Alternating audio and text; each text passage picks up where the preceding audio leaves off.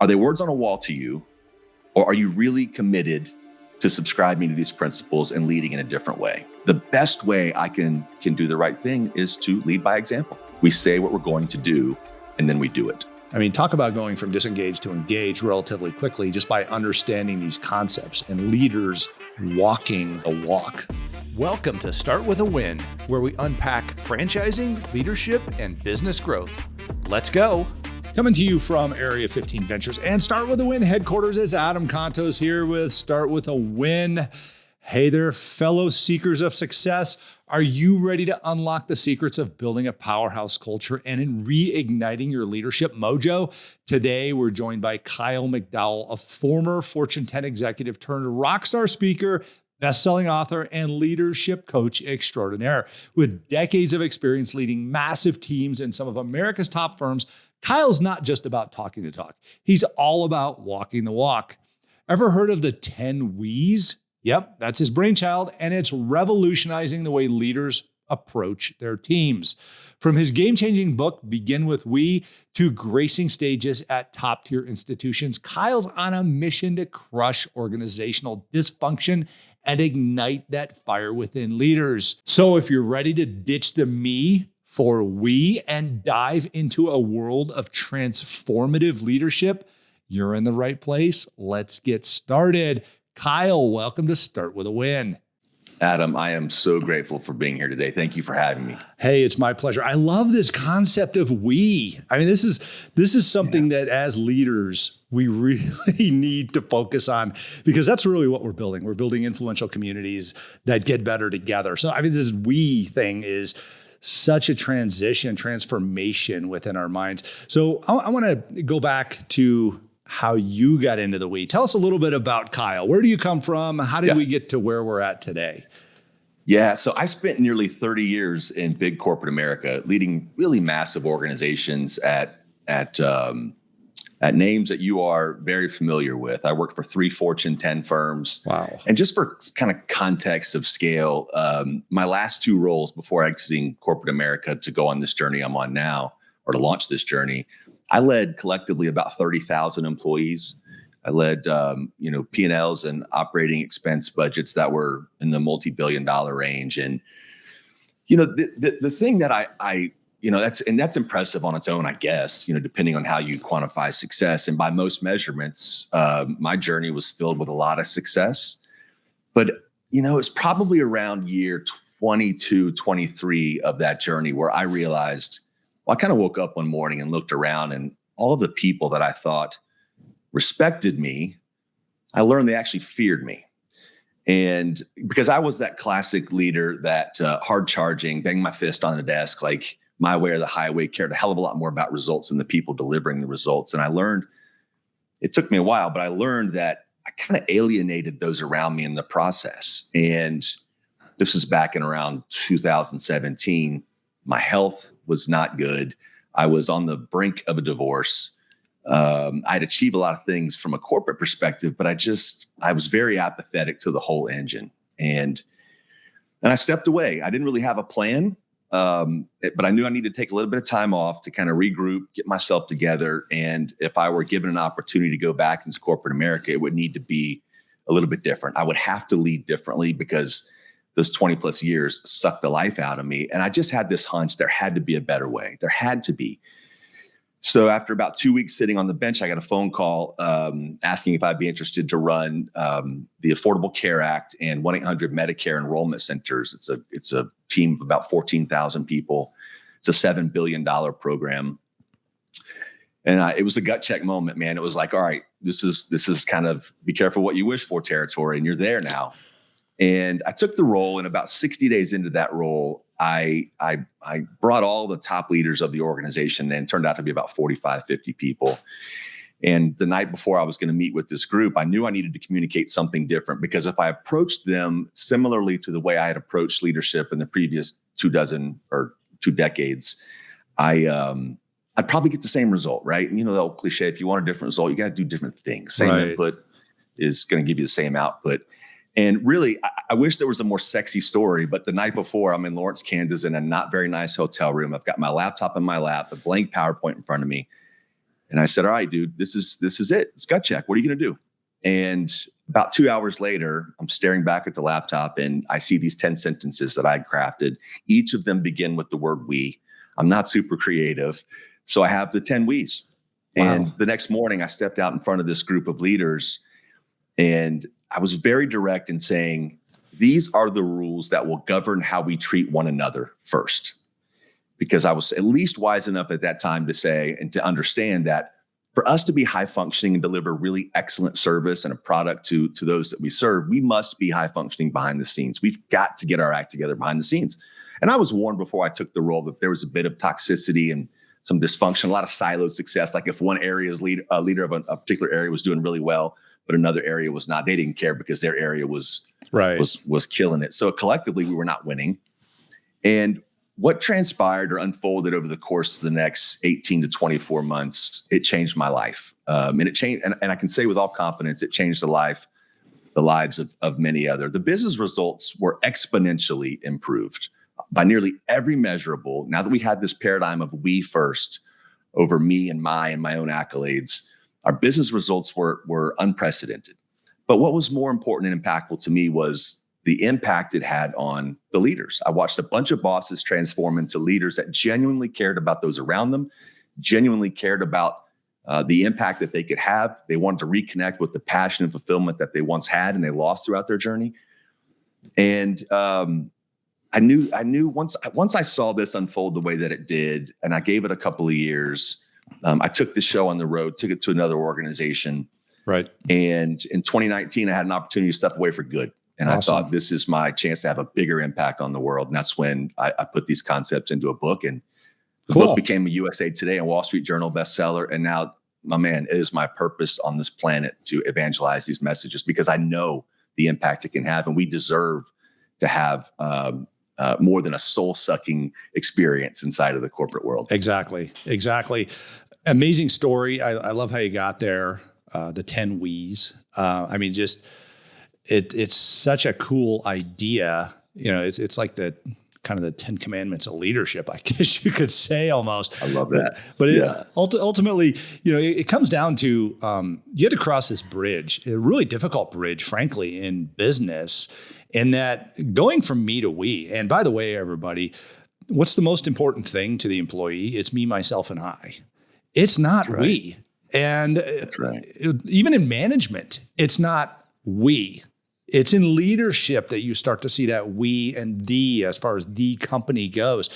But how did you, especially, you know, you're dealing essentially a government entity here, you know, dealing with that particular perspective where people are protectionist of themselves. They want their paycheck. They want to go home at 4:59. Don't ask me to stay later, and don't ask me to do anything more than the guy next to me or gal next to me or whoever is setting the bar, which probably isn't all that spectacular to begin with. How did you be able to make that transition? Because I can tell you, it didn't happen in that meeting. It happened as a result of you dropping that snowball on the side of that mountain that started to get bigger from that meeting.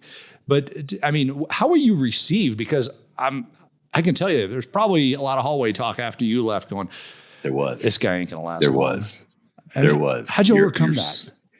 You're spot on. And I recall vividly, as if it was yesterday, looking out across that room with the leaders that were, and by the way, many of them, it was my first time ever meeting them. And I would categorize it in this way. About half the room, I could sense a real energy. There was excitement. You know, this is what we've needed. This is the guy that we need. This is different than what we've had in the past.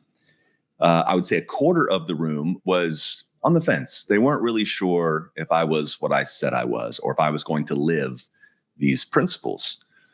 And then the last quarter, I hope not to offend, but they looked at me as if I was just full of shit. They they just did not. It didn't work. It didn't resonate with them. My favorite one of that group, though, was a fellow by the name of Nick, who admitted that evening he thought I plagiarized them. He thought I stole the 10 we's. And I said, no, these came to me last night. And he said, you know, Kyle, the message was so impactful. Could you please send me the PowerPoints that you used today? Because I want to share it with my team. I want to see if I get a similar reaction because I'm fired up. Well, Nick and I became friends over the course of the next several months and still are to this day. And he admitted to me he only wanted the PowerPoint because he wanted to check the properties to see if I was the person that actually created the deck.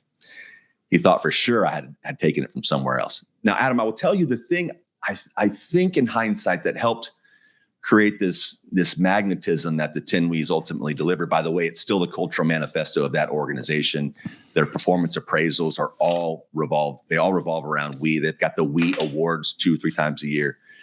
But I think the thing that allowed it to take so much traction was I didn't force it down anybody's throat. As a matter of fact, I was adamant to say, guys, if you want it to be the 11 We's, let's talk about that. If you want it to be the 8 We's, let's talk about the 2 you want to take away.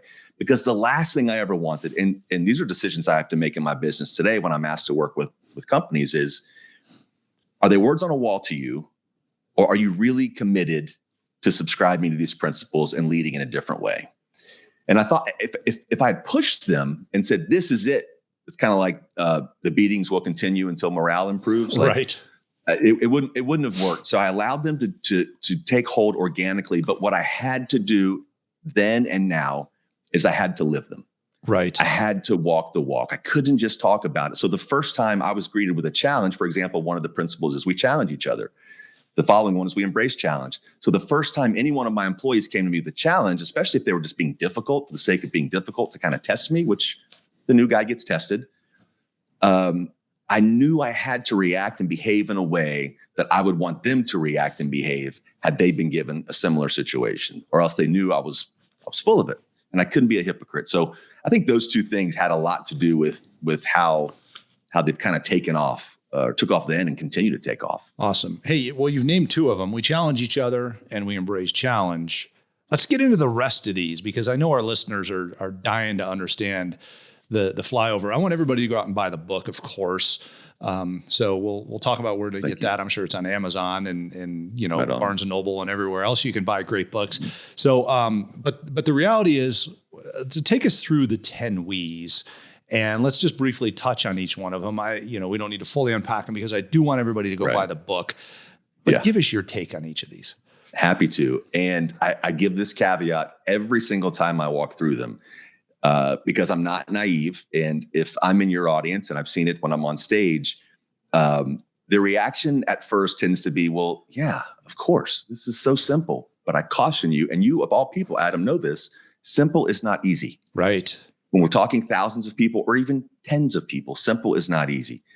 And the other caveat is they expand. So from 1 to 2 and 2 to 3 and beyond, they all piggyback from the previous We, creating this kind of almost like a coat of armor. So let's jump into it. The first is by far the most simple, but it also is tough to live consistently. And it's, we do the right thing. We, number 1 is we do the right thing. And there's a 1-word sentence that I always use to follow that first sentence. And it's always, we do the right thing always. The right thing is subjective. We can argue about what the right thing is. But we're going to be conspicuous in our endeavors to do every single thing as quote unquote the right thing. Now in the book, I walk through some approaches and kind of a filter, almost like a fishbone diagram to get someone to the right thing. And suffice it to say, I and me is nowhere in that equation. So I'll leave it at that. Awesome. But if I'm going to be a great leader and inspire and motivate others around me and lift others up, the best way I can do the right thing is to lead by example. And we, number 2, is we lead by example. And a lot of folks say, well, that's such a cliche. It's old school. Of course, we lead by example. Well, we're already leading by example. The question is, are we leading by an example that's worth replicating? If it was in the company intranet, or if it was blast all over social media, is your behavior, the way you treated someone in a one-on-one, is that something you'd be proud of? Yes. Is that something you would be happy if your mother saw that? It's the filter I use. That's a great filter to use. And it's like, our moms in the day would say, do you want this on the front page of the newspaper? When there was the front page of the newspaper. I still think about that, man. Yeah. My mother passed away a dozen years ago, man. And I still use her as my filter. Would she be proud? I love it. Is this the person that she'd be proud that she raised? I love it. If we're going to lead by example, I think the very best way the leader can set that example and make sure it's lived throughout the organization is keeping good on our promises. And we, number 3, is we say what we're going to do and then we do it. And leading organizations of any size, and I would love to get your take on this. One of the things that frustrates me more than anything else is failure to keep commitments behind the curtain. It's like, we're in a meeting. It's like, hey, Adam, can you bring some data? Let's look at some finance data next Tuesday's meeting. Could you have that for us? You got it, Kyle, no problem. Next Tuesday rolls around. You're like, well, I emailed Jim. No, that's not who we are. That's not excellent. You committed to this. Right. And unless you get in front of it, way in front of it to say it's not coming, then you need to make good on this commitment. I love that. We're only as good as the commitments we keep. It's our brand. It's our personal brand, not just the organization's brand. So we say we're going to do, and then we do it. And that requires us to do what? Take action. And number 4 is we take action. Awesome. Every single organization is littered with problems that people are well aware of, but not raising their hand to address, because usually there's very little incentive to do so. If I make a mistake, I'm going to be ostracized, or worse, maybe I get, who knows? Like, it can be worse. But so we're gonna take action, right? If you see something, do something. It's kind of like the TSA, right? You see something, say something. In our work, if we see something, do something. I love that. I mean, we have so many people that just talk but don't do in business. And as far as being able to evaluate, you mentioned this is in their evaluation process.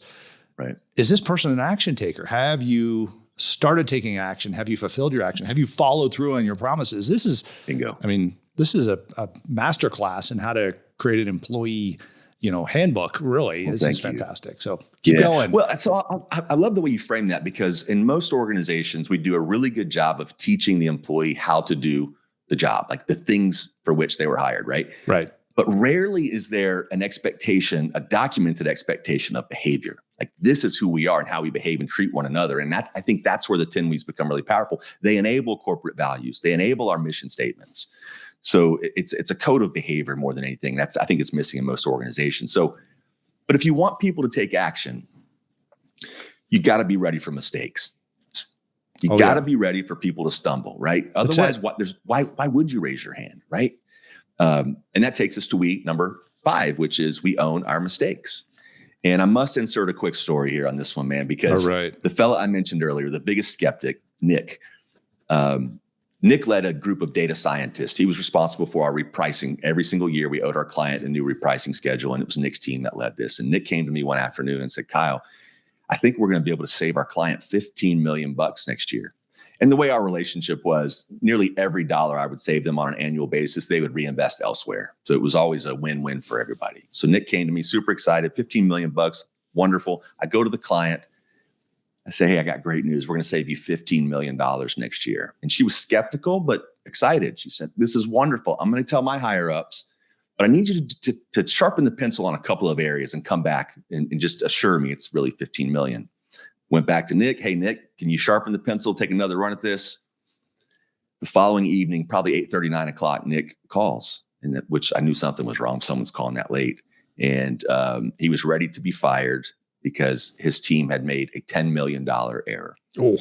The actual give back was about $5 million, not 15. And most people would say, hey, Kyle, you're still giving back 15 million. Well, not this client. They booked 15.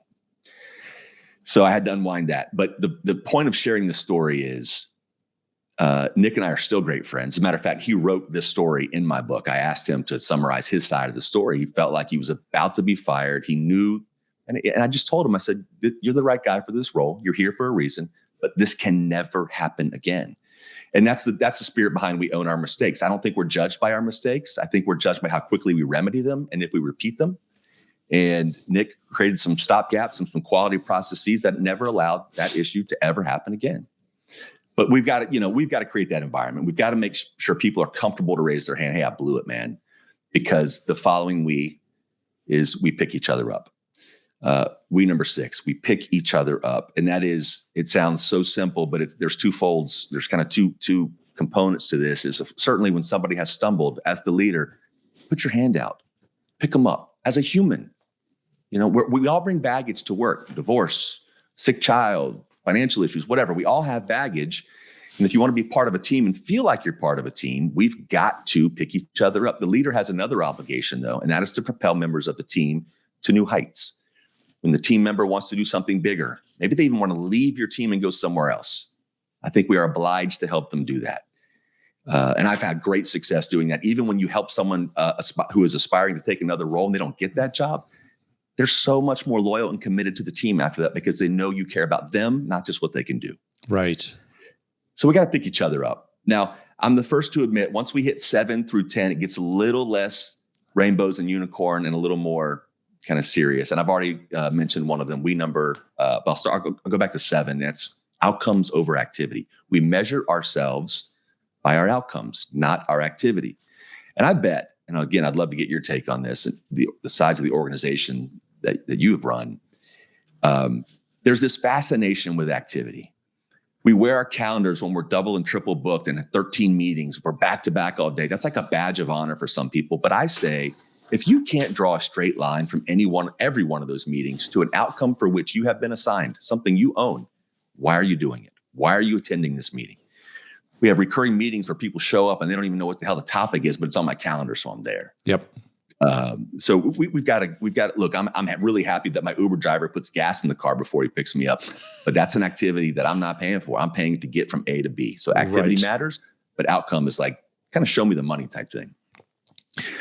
My favorite of the 10 we's is the next one. We already touched on it. It's we number 8. It's we challenge each other, and this is where I think it's really hard for a lot of leaders to get behind because they're so used to being right. They're so used to not being challenged. They're not used to hearing from someone on the team saying, hey, Adam, you might want to think about this because I think you're heading down a bad path. Now, every challenge must be grounded in data or experience. It can't be your opinion. We all have those. Right. So that's not helpful. Right. Got to be grounded in data or experience. And we should listen so it's got to be peer to peer. It's got to be member to leader. It's got to be leader to bigger leader. Every single direction. Everyone has value and has an opportunity to say, with data or experience, hey, man, we should reconsider this. That's my favorite of them all, by the way. And then, of course, I touched on this already, and that's we embrace challenge. Market forces, challenges from inside the organization, unpredictable things like pandemics, right? If we are not prepared and ready to embrace challenges, we are weak. We'll get lapped by our competition because it's a given. Challenges are going to come, and it's a fact. At least in my life, it's a fact. Anything worth having is usually the result of overcoming one or more challenges in our personal lives, in our relationships, in our physical lives, right? You want to lose some weight, you got to burn some calories. That's right? it. You've got to go through something difficult. Yep. And then the last one is kind of the bow on the present or the icing on the cake. And I was purposeful to leave this at number 10 because if it were earlier in the list, I think it's a recipe for disappointment. And number 10 is we obsess over details. I love it.